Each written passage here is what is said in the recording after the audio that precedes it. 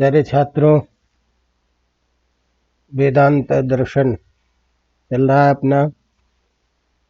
कुछ बिंदु रह गया है वेदांत दर्शन में, उसको पूरा करें। तो हम वेदांत दर्शन में जो प्रसिद्ध वाक्य है क्रमिक उसकी चर्चा कर रहे थे। उसी प्रसंग में आज हम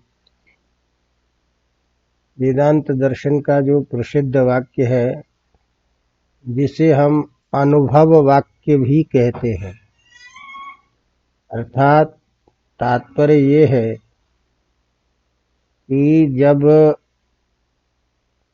वेदांत दर्शन के ब्रह्म के विषय में जितनी भी सिद्धांत है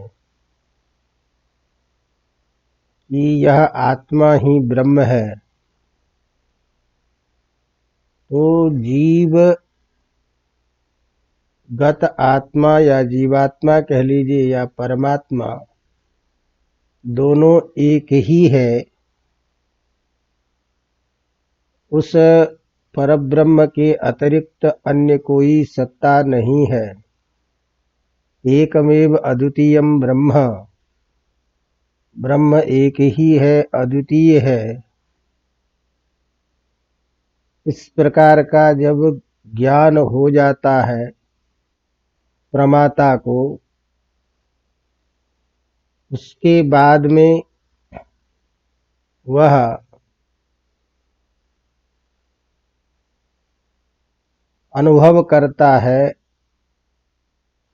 कि मैं ब्रह्म हूँ। तो इस प्रकार वेदांत दर्शन में अहम ब्रह्मास्मि यह प्रसिद्ध अनुभव वाक्य सर्वत्र व्याख्या के रूप में, समझने के रूप में ये दिखाई देता है। यह जो वेदांत दर्शन का प्रसिद्ध वाक्य है अहम ब्रह्मास्मि, इस वाक्य की चर्चा हम आज करने जा रहे हैं। मूलतः जो इस वाक्य में समझने की है कि अहम ब्रह्मास्मि में जो अहम यह पद है, मैं ब्रह्म हूँ, इसका अनुभव ये स्वरूप बोध कौन करता है? परमात्म ब्रह्म करता है कि जीव रूप जो आत्मा है वो कर रहा है। ये थोड़ी सी इसमें समझने की मूल बातें हैं। तो सिद्धांततः वही ब्रह्म स्वयं को स्वयं के रूप में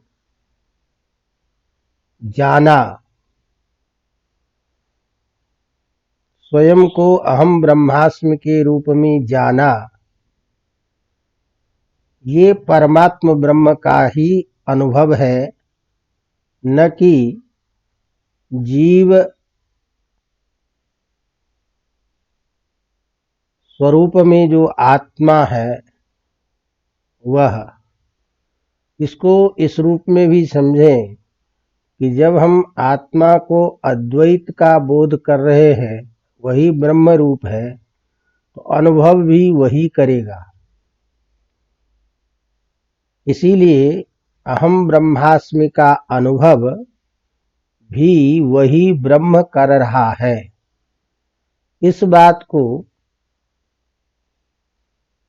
बताने के लिए अहम ब्रह्मास्मि यह जो अनुभव वाक्य उपनिषद में कहा गया, किस उपनिषद में है, उसका क्या वहाँ प्रसंग है, क्या तात्पर्य है, यही इसका प्रमुख प्रतिपाद्य विषय है।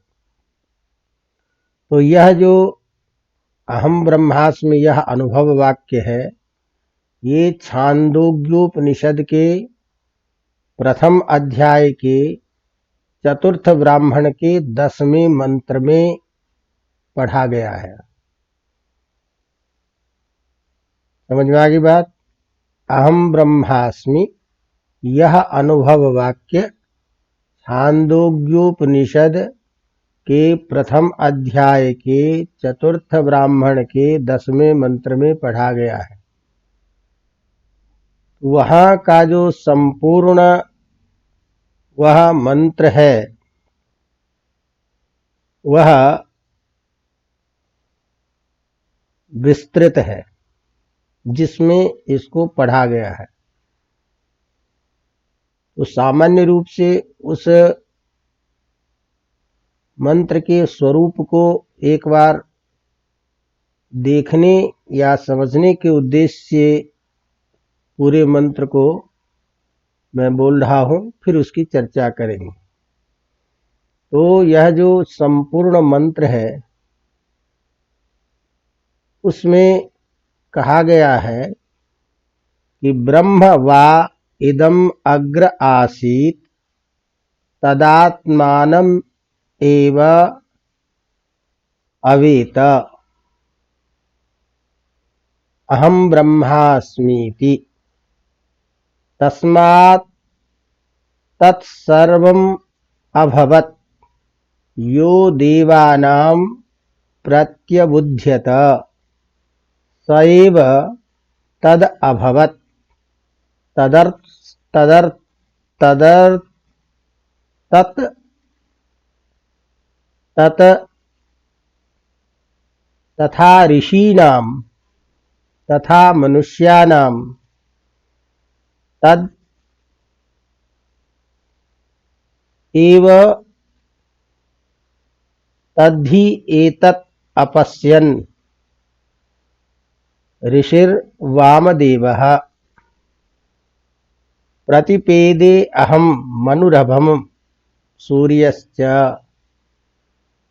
तदिदम् अपि एतर्हि य एवं वेदाहं ब्रह्मास्मीति स इदं सर्वं भवति तस्य ह न देवाश्च नानुभूत्या ईष्यते आत्मा ह्येषा स भवति अथ यो अन्यां देवताम् उपास्ते अन्यो असौ अन्यो अहमस्मीति न स वेद पशुरेव स देवानां यथा हवै बहवो पशवः मनुष्यं भुञ्जयुः एवमेव एकैकः पुरुषो देवान् भुनक्ति एकस्मिन्नेव पार्श्वादीयं दीयमाने अप्रियं भवति किमु बहुषु तस्मात् येषां तन्न प्रियं यदेतन्मनुष्या विद्युः इति। ये 10वें मंत्र का सारा स्वरूप है। मैं केवल इस चीज को इसलिए पढ़ा कि इस मंत्र के द्वारा वह परमात्म रूप जो ब्रह्म है वही सबसे प्रथम था और वही स्वयं को जाना अहम ब्रह्मास्मि, और उसके बाद उसी ब्रह्म से समस्त देवता ऋषि आदि, तो उस ब्रह्म का अनुभव जिस जिसने किया वह सब अहम ब्रह्मास्मि के उस अनुभव वाक्य के द्वारा उस ब्रह्म को प्राप्त किया। ये सारांश में तात्पर्य है। तो यह केवल इसलिए मैंने बताया कि अब हमें यदि कोई ये प्रश्न करता है कि अहम ब्रह्मास्मि इस पद में अहम का अर्थ कौन जीवात्मा है या परमात्मा है, अहम ब्रह्मास्मि का अनुभव किसने किया, जीव रूप जो आत्मा जो ब्रह्म के रूप में है वो किया या परमात्मा रूप में किया। तो परमात्म रूप जो ब्रह्म है वही स्वयं को अपने रूप में जाना अहम ब्रह्मास्मि। तो परम ब्रह्म जो है वही था सबसे पूर्व में, उसने ही अपने स्वरूप को जाना, ये सिद्धांत है। तो यह संसारी जीव जो है यह अनुभव नहीं कर रहा है, ये यहां विशेष रूप से ध्यान रखने की बात है। अवगतम? तो तात्पर्य ये हुआ कि जो इस शरीर में जो प्रविष्ट होकर जो परमात्मा ब्रह्म प्राण अपान व्यान आदि समान क्रियाएं करता है, वही आत्मा परब्रह्म है। जो परम ब्रह्म इदमग्र आसीत, अर्थात पूर्व में भी था, तो वही पूर्व में ब्रह्म था, उसी ने अनुभव किया। तो यह कोई संसारी जीव नहीं है जिसने स्वयं को ब्रह्म जाना। तो कि प्रथम में जो ब्रह्म था, जो सबसे पूर्व में था, वही ब्रह्म स्वयं ही स्वयं को जाना। यहां संसारी जो जीव है वो कोई अपर ब्रह्म के रूप में नहीं लिया जा सकता, क्योंकि वेद जो है वो यथार्थवादी है, वेद यथार्थ को कहता है। अतः वेद में जिस ब्रह्म की बात की गई है, जो श्रुत ब्रह्म है, प्रसिद्ध है, उससे विपरीत किसी ब्रह्म का ग्रहण नहीं किया जा सकता। तो वेद प्रतिपादित, वेद में श्रुत जिस ब्रह्म के स्वरूप की बात की गई है वही ब्रह्म लिया जाएगा और वही ब्रह्म अपने स्वरूप को जाना। इसीलिए परमात्म रूप ब्रह्म ही स्वयं को अहम ब्रह्मास्मि के रूप में जाना, ये समझना है। क्यों ऐसा कह रहे हैं?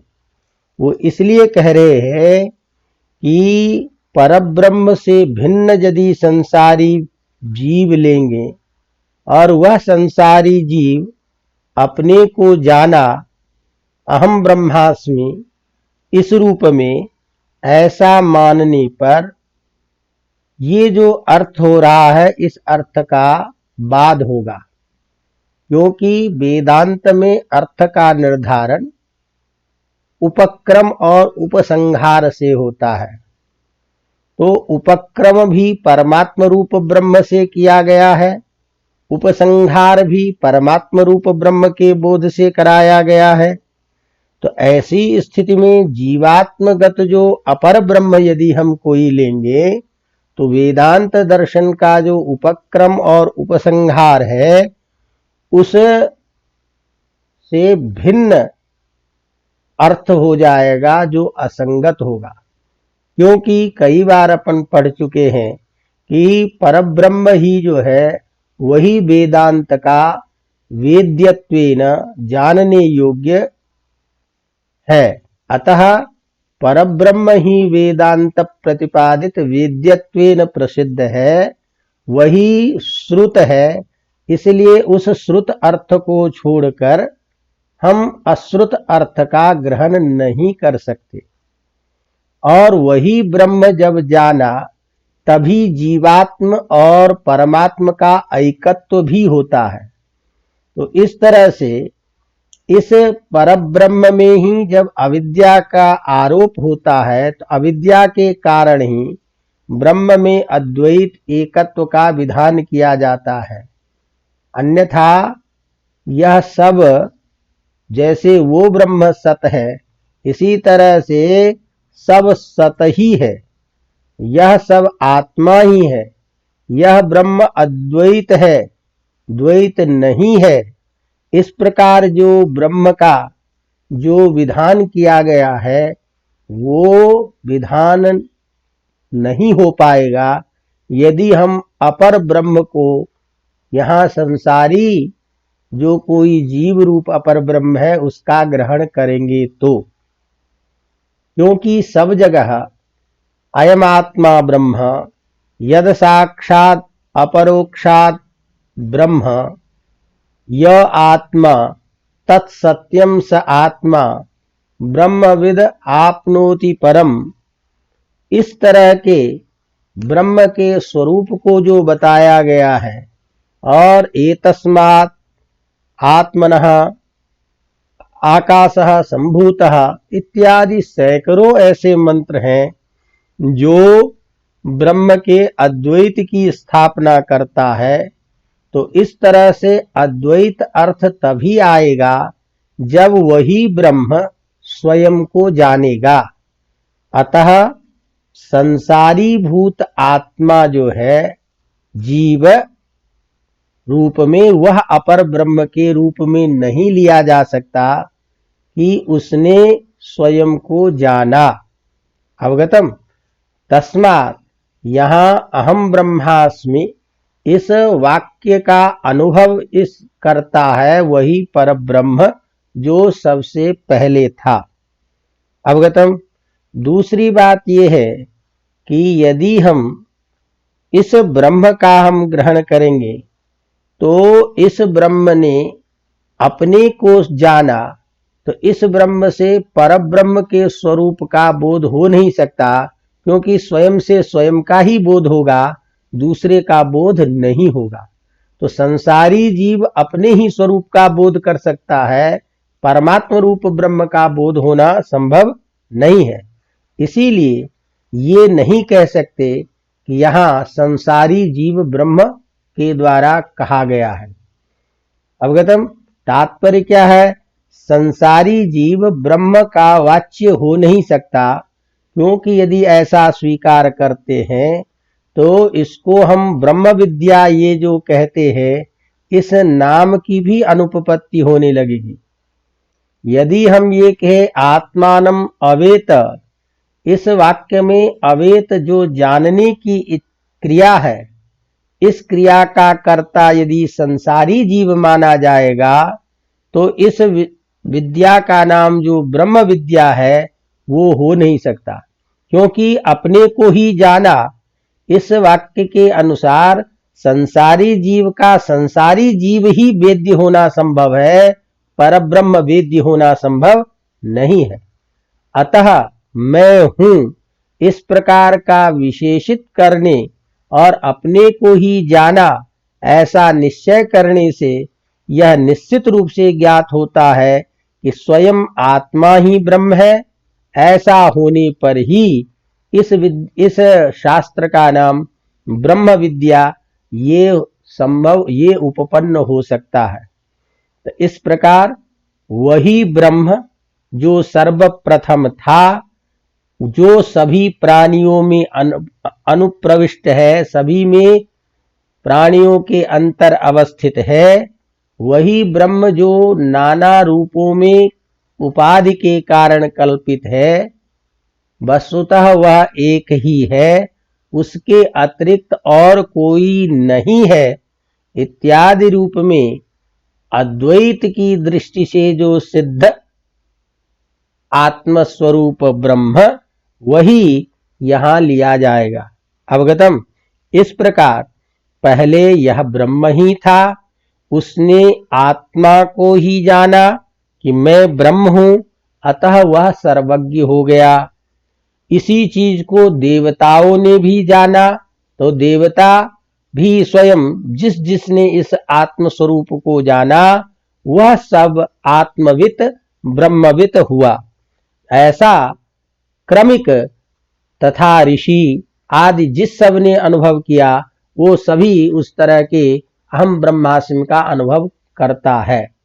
तदिदम, इसी बात को कहते हैं प्रकृतम ब्रह्म यत् सर्वभूतानुप्रविष्टम दृष्टि क्रियादिलिंगम एतर्हि एतस्मिन्नपि वर्तमान काले यह कस्यद्वय वृत्त वा बाह्य औत्सुक्य आत्मानम एवं वेद अहम ब्रह्मास्मि। सारांश ये निकला, उस प्रकृत ब्रह्म को ही जब समस्त भूतों में अनुप्रविष्ट है तथा वही समस्त दृष्टि आदि क्रियाओं का लिंग है, वह वर्तमान में भी है, पहले भी है, सभी बाह्य विषयों में भी है। इस रूप में जो इसको समझता है वही यह बोध करने लगता है कि अहम ब्रह्मास्मि। इस प्रकार ब्रह्म को जानने वाला स्वयं को ही अहम ब्रह्मास्मि का अनुभव करता है। ये तो इस अहम ब्रह्मास्मि का मूल तात्पर्य अर्थ है। अब हम इस वेदांत दर्शन के द्वारा इस अनुभव वाक्य का जो स्वरूप बोध हम करते हैं, उस दृष्टि से इसके बारे में थोड़ी जानने की चीजें हैं। तो वेदांत दर्शन में अद्वैत ब्रह्म की जो स्थापना है वह तत्वमसि इत्यादि महावाक्यों के द्वारा की गई है। और इस वेदांत दर्शन का जो बोध हम करते हैं वो अध्यारोप एवं अपवाद न्याय से करते हैं।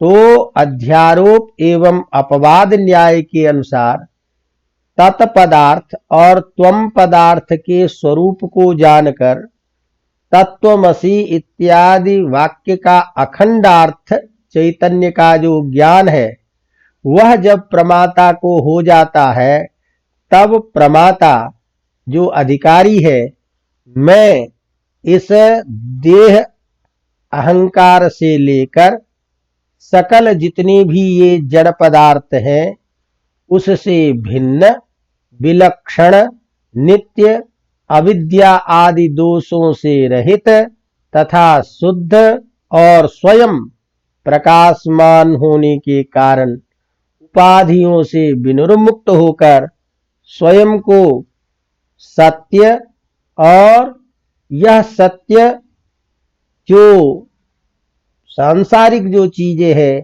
यह छोटा है, यह नष्ट होने वाला है इत्यादि रूपों में इन सकल जड़ पदार्थ का अनुभव करता हुआ वह ब्रह्म के नित्य स्वरूप को जानने वाला परमानंद देश काल वस्तु रूप से जो अपरिच्छेद्य है, उस अनंत सजातीय विजातीय स्वगत भेद शून्य अद्वैत ब्रह्म का अनुभव स्वयं में करता है। इस प्रकार यह संसारी जीव जो प्रमाता है वह प्रमाता समस्त कल्मष से रहित सकल जड़ पदार्थादि का ज्ञान होने से इन सब से निवृत्त होकर उस शुद्ध चैतन्य का अनुभव करने लगता है। तो इस प्रकार अखंडाकाराकारित जो तत्वज्ञान साक्षात्कार जब कर लेता है, चित्त वृत्ति उसकी उस प्रकार की हो जाती है, तो वही अहम ब्रह्मास्मि यह अनुभव करने लगता है। इस प्रकार स्वयं को ब्रह्म से अभिन्न भी नहीं अपितु ब्रह्म रूप में ही स्वयं को मानता है। यह अनुभव होना ही अहम ब्रह्मास्मि रूप इस अनुभव वाक्य का वेदांत में प्रसिद्ध व्यवहार होता है। अवगतम।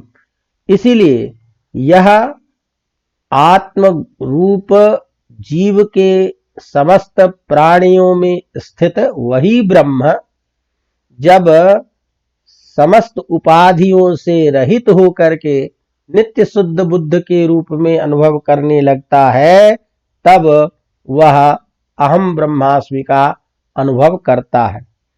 इसीलिए कहते हैं कि यह जो आशंका करते हैं कोई यहाँ कि ये जो सकल जड़ पदार्थ है, तो जब यह सकल जड़ पदार्थ है जो चित्त वृत्ति में अनुभव होता है, तो चित्त वृत्ति स्वयं जड़ है और स्वयं जड़ होने के कारण वह शुद्ध ब्रह्म को अपने अनुभव का विषय कैसे बना सकती?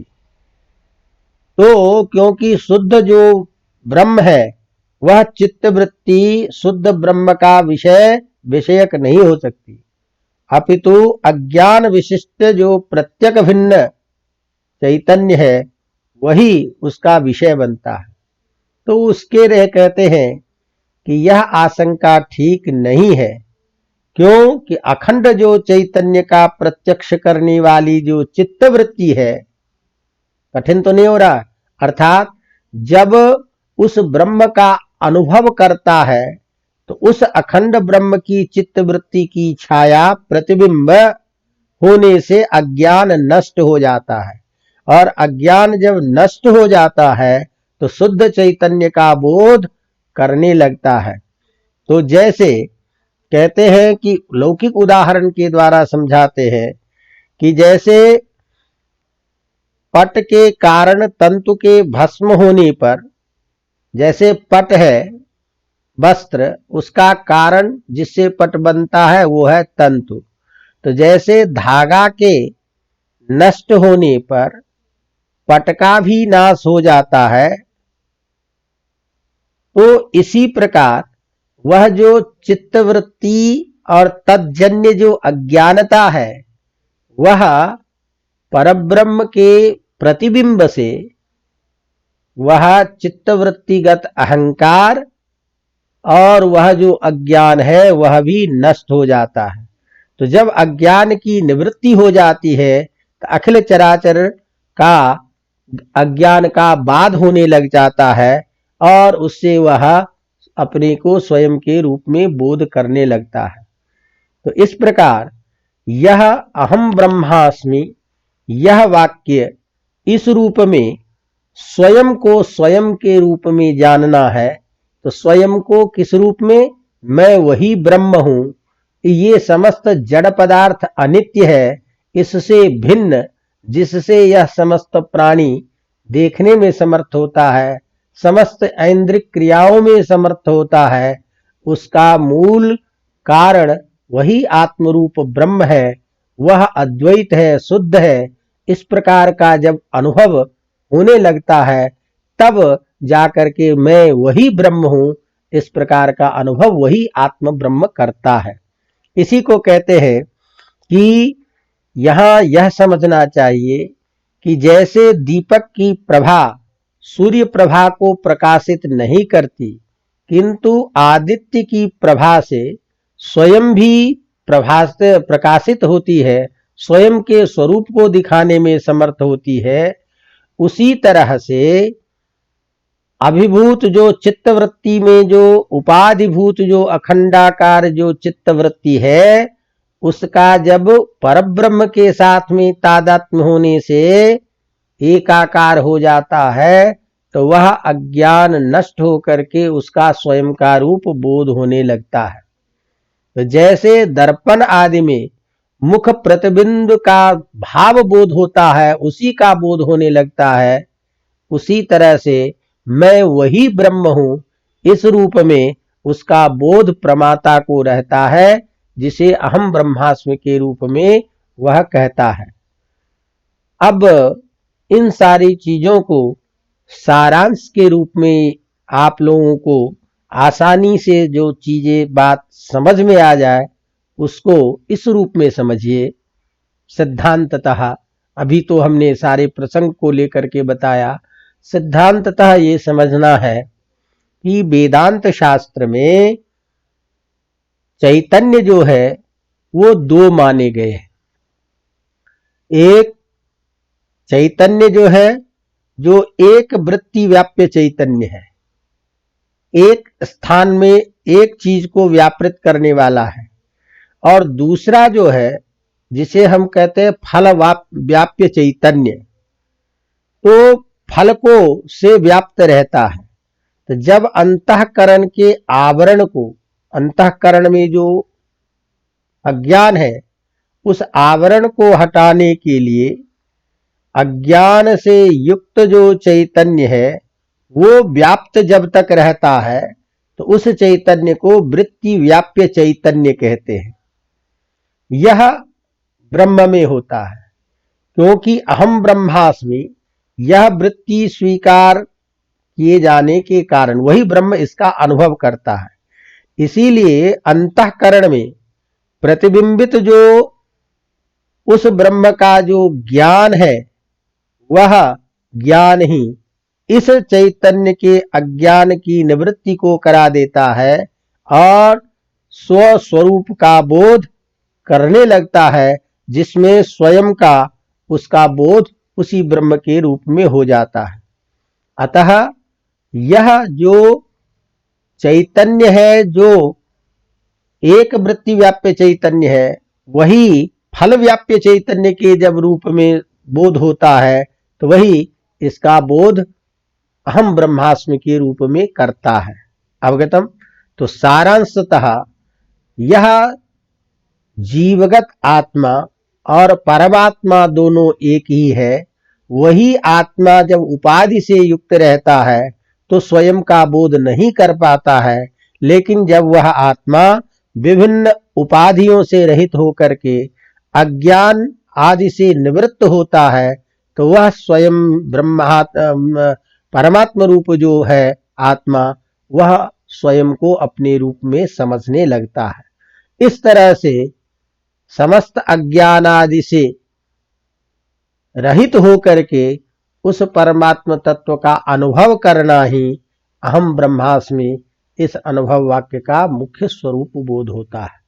अवगतम? तो ये एक प्रसंग छोटा सा था जिसको मैंने बताया। अब इसी तरह से दूसरा प्रसिद्ध वाक्य होता है, ब्रह्म सत्यम जगन मिथ्या जीवो ब्रह्मैव नापरः इत्यादि प्रसिद्ध वाक्य है। ब्रह्म सत्यम जगन मिथ्या, इसके भी कई बार पूछ देता है कि इसके आधार पर जगत का स्वरूप, ब्रह्म के स्वरूप को बताइए।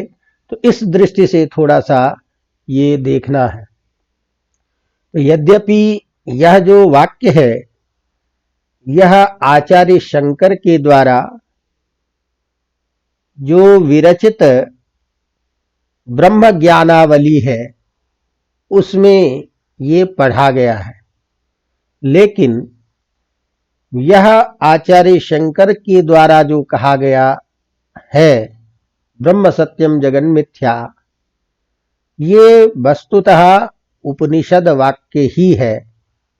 तो मूल जो इसका स्वरूप है वो निरालंबोपनिषद में श्रुति वाक्य के रूप में ये वाक्य है, ब्रह्म सत्यम जगन मिथ्या, जिसको लेकर के आचार्य शंकर भगवान शंकर ने उस अद्वैत सिद्धांत के समस्त चीजों को, समस्त सार तत्व को लेकर के और ब्रह्म ज्ञानावली के नाम से, ब्रह्म ज्ञानावली माला इस नाम से जो उन्होंने उपदेश या ब्रह्म अद्वैत वेदांत का सिद्धांत बताए, उस सिद्धांत में इसका संपूर्ण श्लोक उस अर्थ को बताने के लिए, उस अद्वैत की सिद्धि के लिए कहा गया है। तो यह जो संपूर्ण श्लोक है ब्रह्मानंद ज्ञानावली माला में, वह इस रूप में है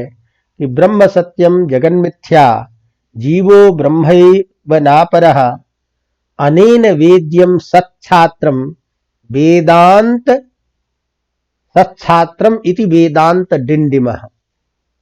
यह वेदांत का उद्घोष है कि ब्रह्म सत्यम जगन मिथ्या जीवो ब्रह्मैव नापरः। यह ब्रह्म ही सत्य है, सारा जो ब्रह्म से रहित जितने भी प्रपंच है सब मिथ्या है, और जीव के जो है वह भी ब्रह्म का ही रूप है। इसी रूप में ब्रह्म को समझना चाहिए। अद्वैत ब्रह्म ही है, सर्वत्र उसी की सत्ता है। ये वेदांत शास्त्र का डिंडिम घोष है, यह अद्वैत का मूल सिद्धांत है। अवगतम?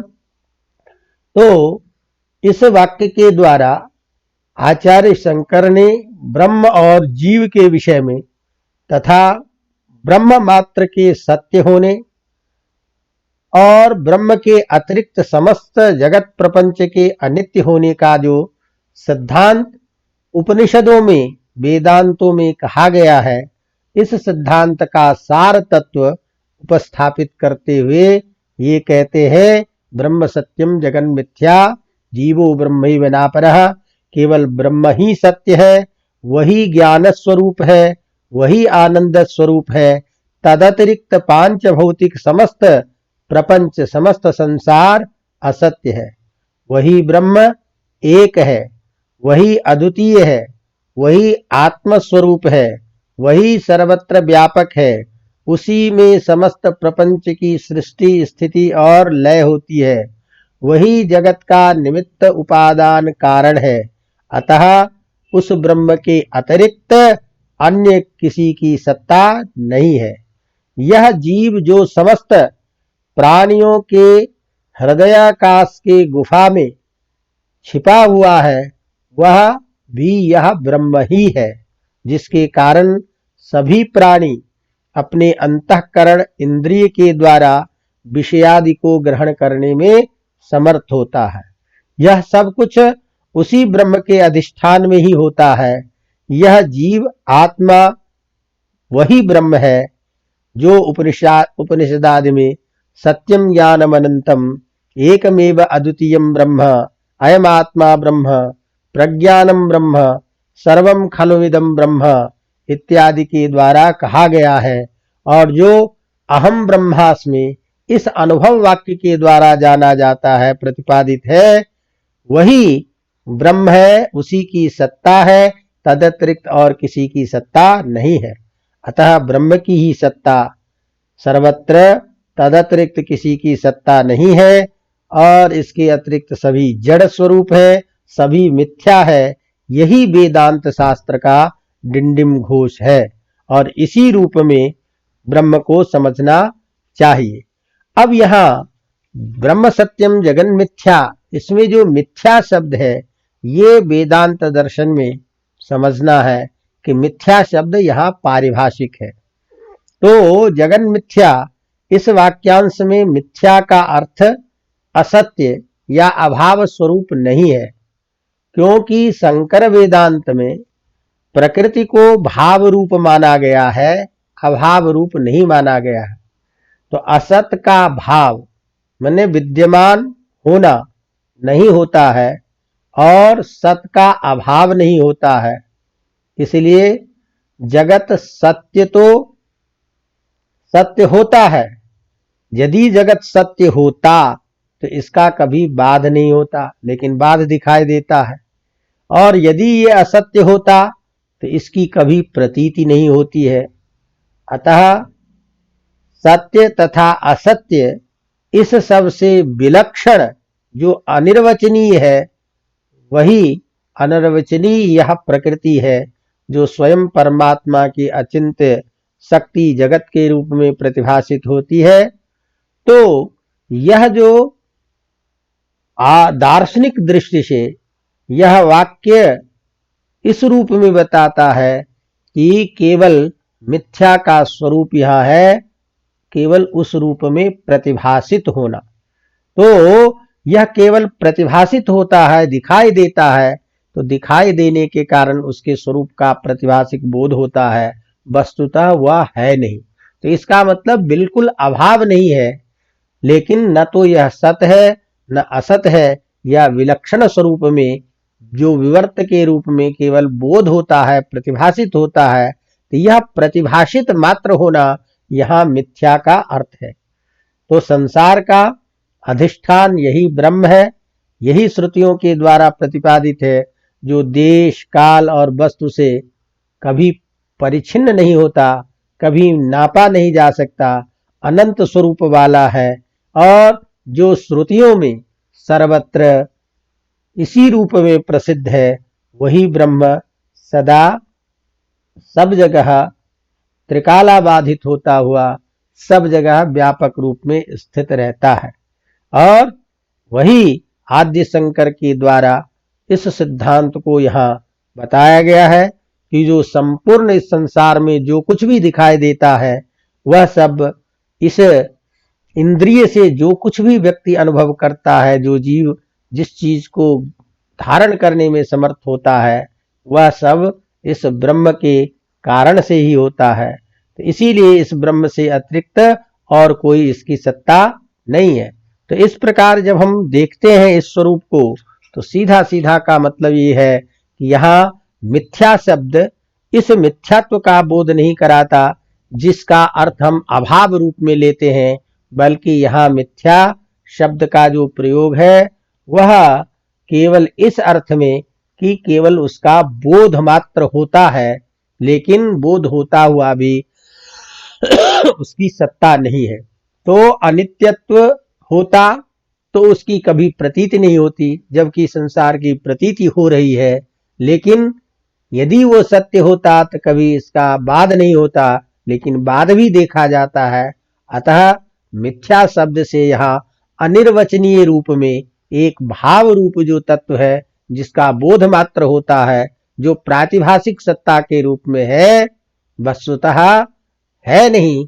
इस रूप में इसको हम सद असद से विलक्षण अनिर्वचनीय माया के रूप में, जो प्रकृति के, जो ईश्वर के स्वयं अचिंत्य शक्ति है, वही शक्ति के रूप में यह बोध होता है।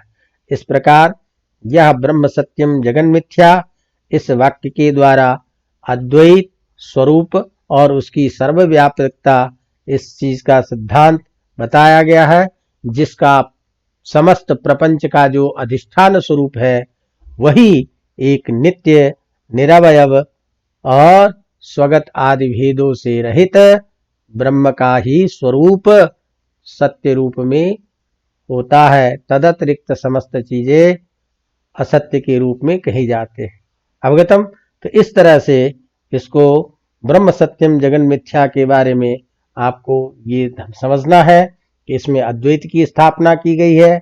आचार्य शंकर के द्वारा यह प्रतिपादित वाक्य है। इसका मूल निरालंबोपनिषद में है और इसके द्वारा हम समस्त जीव के अधिष्ठान रूप जो ब्रह्म है उसी की नित्यता, उसी का अद्वैतत्व सिद्ध करते हैं। अवगतम। चलिए, तो ये दो प्रसंग था, प्रसिद्ध वाक्य के रूप में ये संपन्न होता है। अब इसके अतिरिक्त दो तीन चीजें और दो तीन प्रमुख चीजें हमको वेदांत दर्शन में परीक्षा के दृष्टि से समझना चाहिए, जिसमें ये प्रसिद्ध वाक्य का प्रसंग अब संपन्न होता है। अब वेदांत दर्शन के आधार पर जो स्वरूप के रूप में जीव या ईश्वर जिसको हम कहते हैं, उसका भेद, उसका मूल जो पारिभाषिक रूप में हमें समझाया गया है, जिसे हम कारण शरीर कहते हैं, जिसे हम प्राज्ञ कहते हैं, तो ये दो प्रसिद्ध चीजें हैं जो कई बार परीक्षा में पूछ देता है कि वेदांत दर्शन के आधार पर ईश्वर का स्वरूप बताइए, या वेदांत दर्शन के आधार पर कारण शरीर क्या है इसकी चर्चा कीजिए, या वेदांत दर्शन में प्राज्ञ किसे कहते हैं। तो ये जो प्राज्ञ शब्द है ये किसके लिए कहा जाता है, जो ईश्वर है जिसको कारण शरीर कहा जाता है, ये क्या चीज है, ये सामान्य रूप से परीक्षा की दृष्टि से हमको समझना चाहिए। अवगतम। तो पहले हम इस चीज को लेते हैं, कारण शरीर को, कि शरीर के रूप में कारण शरीर के नाम से जो प्रसिद्ध है, जिसको हम ईश्वर कहते हैं। तो वेदांत दर्शन में जगत का जो कारण है ईश्वर, जिसे हम कारण शरीर के रूप में कहते हैं, इस चीज को हमको समझना है। हमने पूर्व में आपको पहले पढ़ाया था कि अज्ञान की दो शक्तियां होती है। अज्ञान की दो शक्ति हैं, एक आवरण और एक विक्षेप शक्ति। तो आवरण और विक्षेप शक्ति जो है, जिस प्रकार से ये अज्ञान की दो शक्तियां हैं, उसी तरह से अज्ञान दो प्रकार के कहे गए हैं, एक समष्टि रूप में और एक व्यष्टि रूप में। इसकी भी हमने चर्चा की थी पहले कि समष्टि रूप में सभी अज्ञान अज्ञानत्वेन एक ही है और व्यष्टि रूप में प्रत्येक जीवगत रहने वाला अज्ञान उपाधि के भेद से अलग अलग होने के कारण वही अज्ञान अनेक हैं। तो अज्ञान समष्टि के रूप में एक और व्यष्टि के रूप में अनेक माने जाते हैं। अवगतम। तो जैसे उदाहरण भी दिया था कि वृक्ष का जो समष्टि रूप है, समस्त वृक्षों का जो समुदाय है, उसको एक रूप में कहते हैं तो वो वन कहलाता है। वन एक ही है समुदाय के रूप में, लेकिन उसमें अलग अलग वृक्ष के अस्तित्व का जब हम बोध करेंगे तो अलग अलग वृक्ष के रूप में वह अनेक हो जाता है। तो वैसे ही ठीक अंतःकरण की उपाधि से व्यक्ति विशेष के रूप में रहने वाला, अंतःकरण की उपाधि से भेद से अनेक बोध होने के कारण जीवगत जो अज्ञान है वह अज्ञान अनेक हो जाते हैं और समस्त जीवगत अज्ञानों का जो समुदाय है वो अज्ञानत्वेन अज्ञान ही है, तो वह समुदाय के अभिप्राय से एक होता है। तो समष्टि के रूप में अज्ञान एक और व्यष्टि के रूप में अज्ञान अनेक, ये आप अच्छी तरह ध्यान रखिए, तभी आप कारण शरीर को और प्राज्ञ को समझ सकते हैं। तो हमने तय किया कि दो चीजें हो गई, अज्ञान समष्टि रूप में एक और व्यष्टि रूप में अनेक। तो अज्ञान का जो समष्टि रूप है, समूह जो है, वो उत्कृष्ट उपाधि वाला होता है और उत्कृष्ट उपाधि होने के कारण सत्व प्रधान होता है। ध्यान रखिएगा, अज्ञान का समष्टि रूप जो उत्कृष्ट उपाधि से युक्त होता है और उत्कृष्ट उपाधि होने के कारण सत्व प्रधान होता है। इसी सत्व प्रधान उत्कृष्ट उपाधि से जो युक्त है वह समष्टि रूप से अज्ञान से जो उपहित चैतन्य है वह वेदांत शास्त्र में सर्वज्ञ, सर्वेश्वरत्व, उसी में सर्वनियंत्रितत्व आदि उसमें गुण रहता है। वही अव्यक्त, वही अंतर्यामी, वही जगत का कारण ईश्वर कहा जाता है। अवगतम। अज्ञान का समष्टि रूप में जो उत्कृष्ट प्रधान होने के कारण, जो उत्कृष्ट उपाधि होने के कारण सत्व प्रधान है, उस उत्कृष्ट उपाधि सत्व प्रधान समष्टि रूप अज्ञान से उपहित ढका हुआ जो चैतन्य, यही चैतन्य जिसमें सर्वज्ञत्व का गुण है, सर्वनियंत्रितत्व का गुण है, सर्वेश्वरत्व का गुण है, जो अव्यक्त है, जो अंतर्यामी के रूप में कहा जाता है, यही जगत का कारण ईश्वर कहलाता है। यही ईश्वर अज्ञानोपहित चैतन्य समस्त स्थावर जंगम सभी चीजों को बोध कराने वाला होता है, यही उसका अवभाषक होता है। यही चैतन्य परमार्थतः सबसे अलग होने पर भी, असंग होने पर भी आध्यासिक अज्ञान के द्वारा समस्त चीजों का बोधक होता है, सबको जानने वाला होता है, इसीलिए ये सर्वज्ञ कहलाता है। सभी जीवों के कर्म अनुरूप फल देने वाला होता है, इसी कारण यह सभी जीवों का नियंता भी कहा जाता है, सभी को कर्म में करने का प्रेरक भी माना जाता है और यह किसी प्रमाणों के द्वारा प्रत्यक्ष नहीं देखा जाता है, इसीलिए इसका कोई स्वरूप नहीं दिखाई देने के कारण इसी को अव्यक्त कहा जाता है। सभी प्राणियों के अंतः स्थित होने के कारण यह सभी प्रकार के बुद्धि का नियामक भी होता है, इसीलिए इसको अंतर्यामी कहते हैं। यही समस्त चराचर प्रपंच के विवर्त रूप जो यह कार्य है उस कार्य का अधिष्ठान होता है, इसीलिए सबके अधिष्ठान होने के कारण कारण शरीर कहलाता है, यही जगत का कारण कहा जाता है। तो ईश्वर का यह जो समस्त समुदायोपाधि समस्त प्रपंच का कारण होने के कारण इसको कारण शरीर कहते हैं। इसमें आनंद की अधिकता होने के कारण यह आनंदमय कोश सभी जगत इसी में लीन होने के कारण यह समस्त के सुषुप्ति एवं लय का स्थान भी कहा जाता है। इस प्रकार यह जो ब्रह्म है, जो सभी जगत के कारण के रूप में प्रसिद्ध है, इसीलिए इसे कारण शरीर कहा जाता है।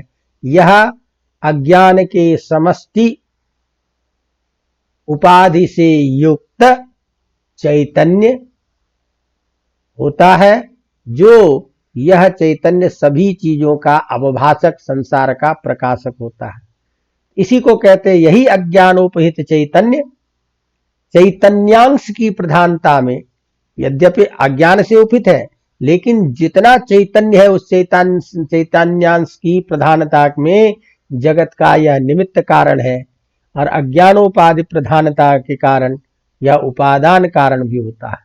तो जैसे मकड़ी जो है वो अपने कार्य के प्रति, मकड़ी जाला बनाता है तो मकड़ी से उस जाले की उत्पत्ति होती है, तो शरीर के कारण चेतन प्रधान उसमें है जिसके कारण उसमें से जाले का निर्माण होता है, तो चेतनांश में वह निमित्त कारण है और शरीर के रूप में वह उपादान कारण है। इसी तरह से यह जो अज्ञानोपि समष्टि रूप जो अज्ञानोपहित चैतन्य है वो अपने चैतन्यांश के रूप में समस्त जगत का निमित्त कारण है और सभी में व्याप्त रहने के कारण यह उपादान कारण भी है, उसी को कहते हैं। तो इसीलिए यह जो जैसे मकड़ी अपने उस जाल के प्रति और उस जाले के उत्पन्न करने के प्रति निमित्त और शरीर की प्रधानता के आधार पर उपादान कारण होता है, इसी प्रकार ईश्वर चेतना की प्रधानता में जगत का निमित्त कारण और अज्ञानता की प्रधानता में उपादान कारण बनता है। यही अज्ञान जो है अविद्या, माया इत्यादि नाम से जाने जाते हैं वेदांत शास्त्र में, इसीलिए ये सभी पर्यायवाची शब्द कहते हैं। अतः ईश्वर जगत का निमित्त कारण, माया से संबलित ईश्वर चैतन्य परंपराया जगत का उपादान कारण माना जाता है, जिसे वेदांत दर्शन में कारण शरीर कहा जाता है और इसे ही हम ईश्वर कहते हैं। तो समस्त संसार का नियामक सर्वज्ञ यही ईश्वर है, यही समस्त संसार के कारण होने के कारण अज्ञानोपहित समष्टि रूप अज्ञानोपहित चैतन्य जो है इसको हम कारण, जगत का कारण और कारण शरीर कहते हैं। अवगतम। अब जब ये चीजें समझ में आ गई तो दूसरा जो पक्ष है वो अपने आप समझ में आ गया कि इसका मतलब कि यह जो अज्ञान का जो द्वितीय रूप है, जो व्यष्टि रूप है, जिसमें अलग अलग उपाधियों के कारण अलग अलग बोध होता है, वह जो अलग अलग प्रत्येक जीव में रहने वाला है उसी को हम प्राज्ञ कहते हैं। अवगतम। तो दूसरा जो शरीर है, जिसे दूसरा जो है जिसे वेदांत दर्शन में हम प्राज्ञ कहते हैं, जिसे जीव कहते हैं, वह जीव का स्वरूप क्या है? तो उसी को कहते हैं कि यह जो व्यष्टि है अर्थात भेद विवक्षा है, अंतःकरण की उपाधि से जिसके अनेक रूप में प्रतीति होती है, तो अनेक रूप में प्रतीति होने वाला जो अज्ञानोपहित चैतन्य, जो जीवगत व्यष्टि सुषुप्ति अवस्था से युक्त है, जो अहंकार विशेष संस्कार रूप निकृष्ट उपाधि से युक्त है, और जो रजोगुण और तमोगुण से अभिभूत माने रजोगुण और तमोगुण से व्याप्त होता हुआ भी सत्व प्रधान है। तो सत्व प्रधान भी है लेकिन रजोगुण और तमोगुण से अभिभूत है। यही व्यष्टि रूप जो है यह उसकी निकृष्ट उपाधि है। तो अज्ञान के समष्टिगत जो रूप है वो उत्कृष्ट उपाधि है, और अज्ञान की जो व्यष्टिगत रूप जो प्रत्येक अलग अलग रूपों में बोध होने वाला जो है यह निकृष्ट उपाधि होता है। तो यह जो निकृष्ट उपाधि प्राप्त जो अज्ञान है उससे उपहित चैतन्य जो एक किसी अंश मात्र का बोधक होता है, समस्त का बोध इससे नहीं होता, समस्त एक अंश का ही ये अवभाषक होने के कारण ये अल्पज्ञ कहलाता है, ये अनीश्वर कहलाता है, और चूंकि ये प्रकृष्ट अज्ञ है इसीलिए प्रकृष्ट अज्ञ होने के कारण ये प्राज्ञ कहलाता है। तो अज्ञानों के अवभाषक होने के कारण यह मलिन सत्व प्रधान होने से इस जीव की ये प्राज्ञ संज्ञा दी जाती है। अतः यह समस्त जीवों में पृथक पृथक रूप में बोध होने वाला जो अज्ञान स्वरूप से उपहित चैतन्य है, जो एक अंश मात्र का अविभाषक है, इसीलिए अल्पज्ञ कहलाता है, अनीश्वर कहलाता है, और ये प्रत्येक शरीर में व्याप्त रहता है। तो व्यष्टि जो है ये अज्ञान की इसी को कहते हैं निकृष्ट उपाधि है। इसी कारण से अज्ञान की व्यष्टि से तमोगुण उपहित यह आच्छादित जो सत्वगुण प्रधान चैतन्य जो प्राज्ञ शब्द से वेदांत दर्शन में कहा जाता है, और इसी में यह अल्पज्ञत्व अनीश्वरत्व आदि गुण रहते हैं, जिसके कारण यह अलग अलग एक एक अज्ञान का प्रकाशक होता है। इसी कारण इसको प्राज्ञ मलिन सत्व प्रधान अस्पष्ट उपाधि से उपहित होने के कारण यह अल्प प्रकाशक होता है। इसी बात को वेदांत दर्शन जब आप पढ़ते हो तो वेदांत सार में कहा जाता इयम व्यष्टि निकृष्टोपाधितया मलिन सत्व प्रधाना एतद उपहित चैतन्यम अल्पज्ञत्वम अनीश्वरत्व इत्यादि गुणकम प्राज्ञ इत्युच्यते। एक ज्ञानावभासकत्वात् अस्य प्राज्ञत्वम अस्पष्टोपाधि तया अनति प्रकाशकत्वम। तो ये जो है जो जीव जो मलिन सत्व प्रधान है, जो निकृष्ट उपाधि जो अज्ञान का है उसे उपहित होता है, तो इस प्रकार अज्ञान समष्टि ईश्वर और संस्कार मात्र से अवशिष्ट जो अज्ञान है, जो व्यष्टि जीव में के रूप में परस्पर भेद होने पर भी, जैसे समष्टि वन के रूप में, व्यष्टि वृक्ष के रूप में, जैसे समष्टि जलाशय के रूप में, व्यष्टि नदी आदि के रूप में अलग अलग बोध होता है, उसी तरह से अज्ञान समष्टि रूप में जब रहता है उससे जो उपहित चैतन्य है वह कारण शरीर कहलाता है, और व्यष्टि रूप में उपहित जो चैतन्य है अज्ञान से उपहित चैतन्य वह जीव कहलाता है, जिसको हम प्राज्ञ कहते हैं। यद्यपि वस्तुतः ये अलग अलग बोध होते हैं लेकिन उपाधि के कारण अलग अलग प्रतीति होती है, वस्तुतः यह ब्रह्म एक ही है। तो सारांशतः ये निकला कि अज्ञान का व्यष्टि रूप जो स्वरूप है उस अज्ञान से उपहित जो चैतन्य वो जीव कहलाता है, और अज्ञान का समष्टि रूप जो चैतन्य अज्ञान का क्या समष्टि रूप से उपहित जो चैतन्य है वह कारण शरीर ईश्वर कहलाता है। अवगतम? तो चलिए, ये इतना एक प्रसंग था, इन सारी चीज़ों को हमने बताया। बाकी जो शेष चीज़ें हैं उसकी चर्चा धीरे धीरे करेंगे। इसी के साथ आज की इस कक्षा को यहीं विराम देते हैं। धन्यवाद।